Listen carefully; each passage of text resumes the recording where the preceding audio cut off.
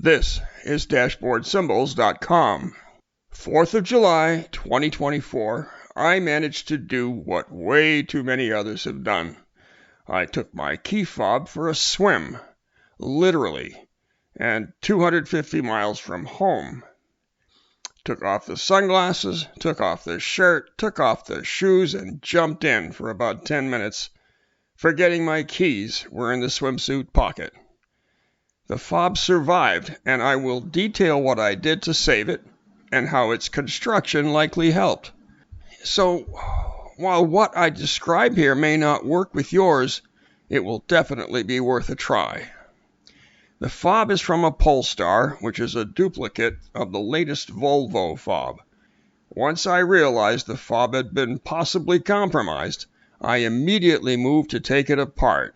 You should do the same as quickly as possible. The video that takes you through the process for this fob, which is to replace the battery, is linked at the end of this video. We likely have a video for whatever make and model you have.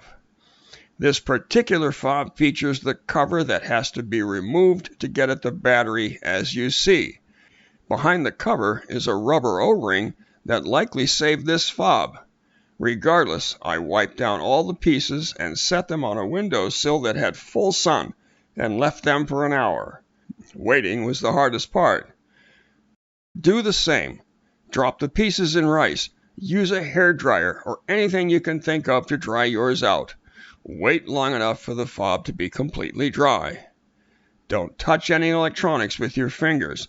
Skin oils will lead to corrosion, eventually negating the drying work you've done. Afterwards, I reassembled the fob, and now I had a photographer. Once assembled, we stepped out to the car. Okay, this is it.